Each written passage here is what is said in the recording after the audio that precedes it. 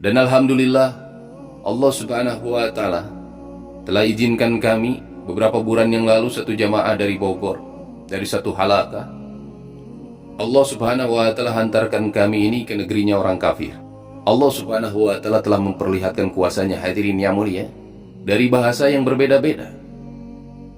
Padahal satu tarikan nafasnya ini sama, sebagaimana hari ini kita bernafas. Udara yang tidak terlihat kita hirup melalui hidung, masuk ke dalam pangkal tenggorokan, masuk ke dalam paru-paru, hadirin yang mulia, diolah, keluar lagi melalui tenggorokan, kerongkongan, menyentuh dinding, mulut, lidah, digerakkan oleh lidah dan bibir. Ini udara keluar menjadi sebuah kata. Dan dari kata-kata tersebut, akhirnya begitu banyak bahasa-bahasa. Jangankan di luar negeri, kita di Indonesia saja, hadirin yang mulia, berapa banyak bahasa yang kita gunakan di luar daripada bahasa Indonesia.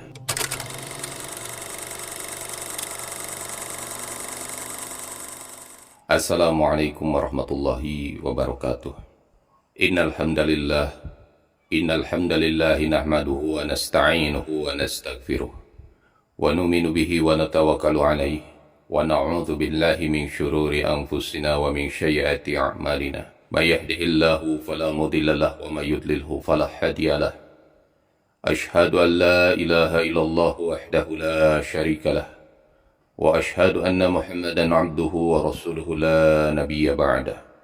Allahumma salli wa sallim wa barik ala hadzal nabiyil karim sayyidina wa habibina wa safi'ina wa maulana Muhammad wa ala alihi wa ashabihi ajma'in, amma ba'du. Qala Allah tabaraka wa ta'ala fi kitabihil karim, a'udzu billahi minasy syaithanir rajim. Ya ayyuhan nasu u'budu rabbakumul ladzi khalaqakum walladzina min qablikum la'allakum tattaqun. Shadaqallahul azim. Puji dan syukur milik Allah Subhanahu wa Ta'ala, karena dialah Allah satu-satunya zat yang berkuasa. Tidak ada satupun makhluk yang berkuasa melainkan atas izin Allah Subhanahu wa Ta'ala. Dialah Allah Subhanahu wa Ta'ala satu-satunya zat yang menciptakan 7 lapis langit tanpa tiang, 7 lapis bumi dan apa yang ada di antara keduanya. Semua Allah Subhanahu wa Ta'ala ciptakan hanya untuk berkhidmat kepada manusia.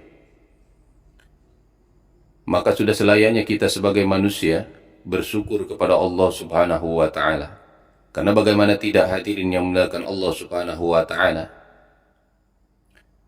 Para ulama mengatakan bahwa Allah Subhanahu wa Ta'ala telah menciptakan yang namanya makhluk ini berjumlah 18.000 makhluk, yang mana 17.999 ini Allah Subhanahu wa Ta'ala ciptakan hanya untuk melayani manusia saja. Langit, awan yang menurunkan hujan ini pun untuk menjadi kebutuhan manusia. Dari hujan tersebut banyak juga tumbuhan-tumbuhan yang dimanfaatkan oleh manusia. Tumbuhan-tumbuhan tersebut bisa tumbuh harus ada sinar matahari, dan ternyata matahari pun untuk manusia. Dari apapun yang ditumbuhkan di atas muka bumi ini, hadirin yang mulia, akan senantiasa dimanfaatkan oleh yang namanya manusia. Maka bersyukurlah kita kepada Allah Subhanahu wa Ta'ala, karena Allah Subhanahu wa Ta'ala telah menjadikan kita menjadi seorang manusia. Padahal dengan segala kehendaknya Allah Subhanahu wa Ta'ala bisa menjadikan kita makhluk yang lebih rendah derajatnya daripada manusia. Dialah Allah satu-satunya zat yang maha melihat. Melihatnya Allah Subhanahu wa Ta'ala tidak sebagaimana makhluknya melihat. Makhluk ini melihat dengan sangat terbatas, hadirin. Hanya cukup diletakkan telapak tangan di depan matanya, maka gelap seketika. Tetapi Allah Subhanahu wa Ta'ala adalah zat yang maha melihat, sehingga semut hitam yang berada di atas batu yang hitam pada kegelapan malam, ini pun tidak luput dari penglihatannya Allah Subhanahu wa Ta'ala. Segala gerak-geri kita, tingkah laku kita, semua ada dalam pantauannya Allah Subhanahu wa Ta'ala. Dan dialah Allah satu-satunya zat yang maha mendengar. Mendengarnya Allah Subhanahu wa Ta'ala tidak sama dengan makhluknya mendengar. Makhluk ini mendengar dengan sangat terbatas, sementara Allah Subhanahu wa Ta'ala maha mendengar tanpa batas. Sehingga lemahnya diri kita hadirin yang mulia, kedua telapak tangan kita diletakkan pada daun telinga kita, maka redup semuanya. Tetapi Allah subhanahu wa ta'ala sangat mampu mendengar desir darah, denyut nadi, ikan-ikan terkecil di dalam samudra yang paling dalam, tidak luput dari pendengarannya Allah subhanahu wa ta'ala. Maka hadirin yang mulia, sudah selayaknya kita sebagai manusia bersyukur kepada Allah subhanahu wa ta'ala, dan kita harus yakin bahwa diri kita ini dilihat dan didengar oleh Allah subhanahu wa ta'ala. Sehingga seseorang yang merasa dirinya dilihat dan didengar oleh Allah subhanahu wa ta'ala, ini dia akan senantiasa merasa bersama dengan Allah. Sehingga di dalam setiap perilakunya dalam kehidupan sehari-hari akan ada rasa takut kepada Allah subhanahu wa ta'ala, karena merasa diawasi, dilihat dan didengar oleh Allah subhanahu wa ta'ala. Hadirin yang dimuliakan Allah subhanahu wa ta'ala, Allah subhanahu wa ta'ala berfirman di dalam Al-Quran, Ya ayyuhan nas, inna khalaqnakum min zakari wa unsa, wa ja'alnakum su'uban wa qabaila lita'arafu. Wahai manusia, sesungguhnya aku ciptakan kalian dari laki-laki dan perempuan, dan kami menjadikan kalian ini bersuku-suku, berbangsa-bangsa, ila lita'arafu, kecuali untuk saling mengenal. Hadirin yang dimuliakan Allah subhanahu wa ta'ala, tentunya Allah subhanahu wa ta'ala memiliki maksud dengan menebarkan semua manusia ini ada di atas muka bumi, yang mana setiap diri kita tahu dan kita lihat maha hebatnya Allah subhanahu wa ta'ala menciptakan manusia yang berbeda-beda kulit, manusia yang berbeda-beda warna kulit, manusia yang berbeda-beda bahasa, manusia yang berbeda-beda rambut. Ini semua adalah kehebatan Allah subhanahu wa ta'ala yang Allah subhanahu wa ta'ala perlihatkan di atas muka bumi ini. Hadirin yang muliakan Allah subhanahu wa ta'ala, tentunya apa yang Allah subhanahu wa ta'ala kehendaki ini bukan untuk bagaimana setiap diri kita saling mengenal saja. Karena jika untuk saling mengenal ini terlalu rendah. Tetapi Allah subhanahu wa ta'ala inginkan justru setiap diri kita ini mengenal kepada Allah dan mengenalkan Allah terhadap seluruh manusia. Dan inilah yang dilakukan oleh para nabi alaihi wassalam. 124.000 nabi, 313 rasul, semua Allah subhanahu wa ta'ala hantar ke muka bumi hanya untuk mengenalkan manusia kepada penciptanya. Bersuku-suku, berbangsa-bangsa. Ini ajib hadirin yang mulia.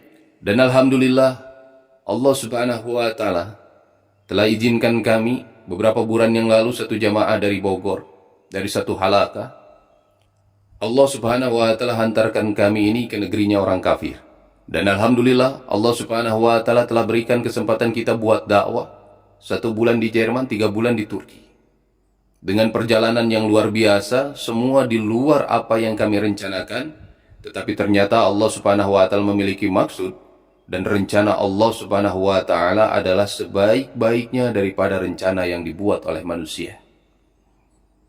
Inilah kehebatan Allah subhanahu wa ta'ala. Sehingga kami ketika sampai di sana hadirin yang mulia, seakan-akan melihat ayat Al-Quran yang diwujudkan dalam bentuk kehidupan manusia.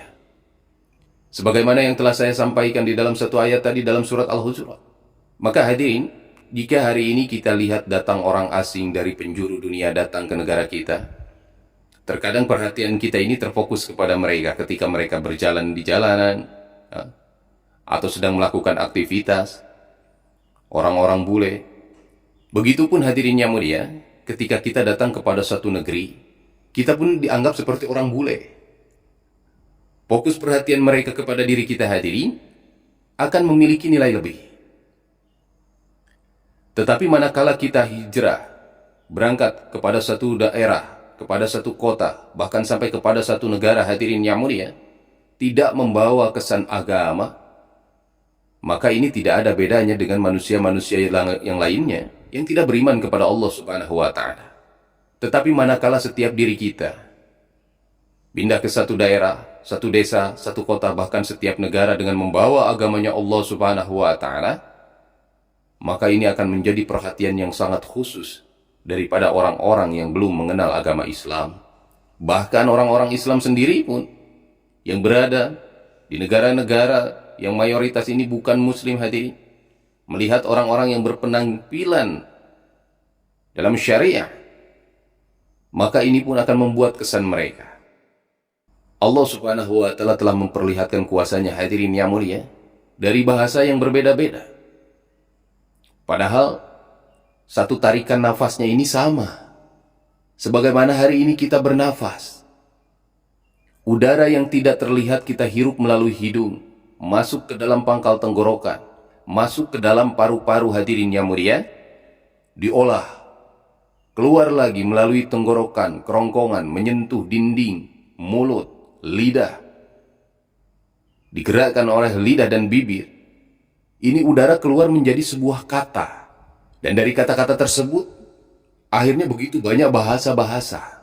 Jangankan di luar negeri, kita di Indonesia saja, hadirin yang mulia, berapa banyak bahasa yang kita gunakan di luar daripada bahasa Indonesia. Bahasa suku. Subhanallah. Ini modalnya hanya satu tarikan nafas saja. Nafasnya sama, udaranya pun sama, tetapi yang dikeluarkan dari setiap diri kita ini kata-kata yang berbeda. Allahu Akbar. Manakala seseorang, hadirin yang mulia, mentafakuri kehebatan Allah Subhanahu wa Ta'ala, tentu keagungan Allah Subhanahu wa Ta'ala akan ada di dalam hatinya. Berangkatnya kami sampai ke negeri jauh ini, hadirin yang mulia, membuat setiap diri kita ini semakin bersyukur kepada Allah Subhanahu wa Ta'ala. Karena bagaimana tidak, di Indonesia ini utamanya, hadirin, kita ini memiliki waktu yang sangat pas dalam melaksanakan sholat. Dari waktu subuh sampai ke zuhur, dari zuhur sampai ke asyar, dari asyar sampai ke maghrib, dari maghrib sampai ke isya. Ini waktunya ini begitu pas. Matahari yang melewati garis khatulistiwa, ini semua adalah kenikmatan yang sangat besar. Yang nikmat-nikmat ini, hadirin yang mulia, tidak akan pernah kita syukuri ketika kita datang kepada satu daerah yang tidak senikmat negara kita. Bagaimana kita hari ini memperhatikan matahari yang terbit dari timur, kemudian melintasi kepala kita, di atas kepala kita, lalu kemudian terbenam di barat. Hari ini kita rasakan ini semua biasa-biasa saja, hadirin yang mulia. Tapi ketika kami sampai di Jerman, hadirin, bagaimana matahari ini tidak naik ke atas kepala kita. Hanya mungkin 40 atau 45 derajat saja naiknya. Lalu kemudian matahari tersebut bergerak sedikit, lalu kemudian terbenam. Sehingga ketika kami datang, hadirin yang mulia, pada musim dingin, matahari baru terlihat cahayanya ini, hadirin yang mulia, pada jam 9 pagi. Terutama jika bapak-bapak yang pernah sampai ke Hamburg, kalau musim dingin ini sulit melihat matahari. Hari-harinya mendung. Untuk bisa melihat segala sesuatu di pagi hari, terlihat cahaya ini, mungkin jam 8 sampai jam 9 saja baru mulai terlihat suasana. Pendek waktunya. Kemudian dari subuh sampai ke zuhur, ini pun pendek. Bahkan hadirin yang muliakan Allah Subhanahu wa Ta'ala, pernah kami melaksanakan sholat Jumat di salah satu masjid di Hamburg, yang hari ini Hamburg ini sudah berdiri lebih kurang 500 masjid. Dan jamaah Indonesia yang datang ke Hamburg, disampaikan oleh salah satu orang tua di sana, Syekh Abdul Qadir.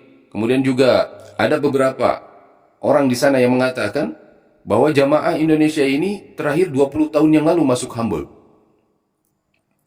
Maka mereka begitu senang dengan kedatangan kita. Suatu ketika kami mengikuti sholat Jumat, hadirin yang mulia, begitu sibuknya mereka di sana. Subhanallah. Mereka sempatkan orang-orang muslim di sana untuk melaksanakan sholat Jumat. Jarak daripada selesainya sholat Jumat sampai ke asyar ini hanya setengah jam, hadirin yang mulia. Waktunya sangat singkat. Lalu untuk masuk ke maghrib pun, hadirin yang mulia, di setengah 5 ini sudah mulai gelap. Jam 5 sudah masuk maghrib. Jadi ketika musim dingin ini, hadirin yang mulia, waktu malamnya yang begitu panjang. Tetapi untuk menyesuaikan kepada setiap tubuh kita yang hari-hari hidup nikmat dengan suasana alam di Indonesia, maka tentulah beradaptasi dengan hal tersebut adalah sangat sulit. Seakan-akan diburu-buru. Sehingga hadirin yang muliakan Allah Subhanahu wa Ta'ala, kita perhatikan bagaimana muslim-muslim di sana yang kebanyakan imigran, bahkan melakukan sholat ini banyak mereka yang tidak melaksanakan sholat sunnah rawatib. Kami pernah memperhatikan di satu masjid di Islamic Center di Hamburg. Ini masjid yang didirikan oleh orang Indonesia dan Pakistan. Ketika waktu sholat tiba, hadirin yang mulia, banyak di antara mereka ini yang melakukan sholat. Tetapi sedikit di antara mereka yang melaksanakan sholat sunnah rawatib. Akhirnya kami tanyakan kepada salah seorang di sana, mengapa hal ini bisa terjadi? Kalian selepas sholat bahkan ada yang tidak zikir langsung berangkat lagi. Hanya sedikit saja yang melanjutkan dengan zikir dan berdoa kepada Allah Subhanahu wa Ta'ala. Maka salah seorang di antara mereka memberikan jawaban, bahwasanya kami ini sibuk dengan sistem pekerjaan yang ada di Jerman. Bagaimana di antara mereka hadirin yang mulia, ada yang berangkat ini dari jam 4 atau jam 5 pagi, pulang ke rumah ini jam 8 malam. Karena di Jerman ini tidak sama sebagaimana di kita. Bagaimana kebanyakan mereka ini hadirin yang mulia mendapatkan upah ini atau hitungannya ini per jam. Gajinya ini dibayar per jam. Maka seakan-akan sistem membuat bahwa waktu adalah uang. Dan mohon maaf, orang-orang Jerman ini hadirin yang mulia egonya tinggi. Untuk pekerjaan yang kasar, mereka lebih memberikan kepada imigran-imigran yang datang ke Jerman mencari suaka. Sistem yang dibuat membuat manusia ini semua super sibuk hadirin yang mulia. Kalaulah Bapak berjalan-jalan di siang hari ini akan terlihat sepi sekali. Masuk ke gang-gang, ke perumahan-perumahan sangat sepi sekali. Sehingga orang berteriak-teriak di sana aja bisa kena pasal. Tetapi untuk melihat bagaimana begitu banyaknya orang lihat waktu subuh dan waktu pulang kerja mereka. Hari-hari disibukkan dengan hal-hal tersebut hadirin yang mulia. Bahkan umat Islam yang terdiri dari imigran-imigran dari tanah Arab, Hijaz, dari Bilad Syam, mereka yang datang ke sana hadirin yang mulia, termakan oleh sistem yang dibuat. Sehingga tidak sedikit di antara mereka yang meninggalkan sholat. Bagaimana kehidupan mereka ini penuh dengan kesibukan yang bisa dikatakan super sibuk. Bahkan yang lebih-lebih menyakitkan untuk kami hadirin yang mulia, bagaimana kesibukan mereka, sistem yang mengikat mereka di Jerman. Bahkan membuat ahbab-ahbab da'i-da'i pun tidak kuat untuk melakukan nisab 3 hari. Bahkan ada satu jamaah bersama kami ini, hitungan mereka hanya 1 hari setengah. Dan sebagian mereka katakan ini yang sanggup kami lakukan. Kami memiliki waktu libur dan libur ini kami gunakan untuk khuruj fisabilillah. Sehingga sedikit di antara mereka yang membuat makomi, membuat kerja dakwah. Namun inilah hadirin yang mulia. Kita tidak datang ke sana untuk melihat kekurangan mereka, tetapi kita datang untuk menyemangati mereka. Begitu jauh dengan kehidupan yang kita alami di Indonesia. Bagaimana mereka ini mengalami suhu yang ekstrim kala musim dingin hadirin yang mulia. Waktu yang berjalan begitu cepat. Tidak sebagaimana waktu kita di Indonesia. Bahkan mereka ini hadirin yang mulia. Mereka tidak akan keluar rumah jika tidak ada hajat tertentu. Mereka ini lebih banyak di dalam rumah saja. Kalau ada suatu keperluan yang mendesak, baru keluar rumah. Tidak sebagaimana hari ini kita hadirin yang mulia, begitu nikmatnya tinggal di Indonesia. Setelah makan, keluar rumah, jajan lagi. Pengen apapun, banyak makanan. Di sana hadirin yang mulia, apa-apa serba mahal. Sehingga banyak orang ini hadirin yang mulia memanfaatkan banyak waktunya untuk istirahat di rumah. Sistem dan tekanan daripada pekerjaan yang membuat mereka ini ada di dalam sistem kaku. Membuat mereka ini hadirin yang mulia. Banyak di antara mereka yang meninggalkan amal-amal agama. Cuaca yang ekstrim, pekerjaan yang begitu mengikat. Subhanallah.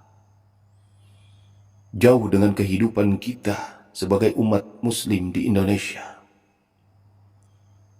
Hanya 1 bulan kami di Jerman hadirin yang mulia. Bahkan sepulang daripada negeri jauh. Saya pribadi hadirin yang mulia. Menangis ini. Banyak meneteskan air mata ini dikarenakan rasa syukur yang belum betul-betul kepada Allah Subhanahu wa Ta'ala. Nikmatnya menjalankan sholat 5 waktu. Nikmatnya pekerjaan-pekerjaan di kita.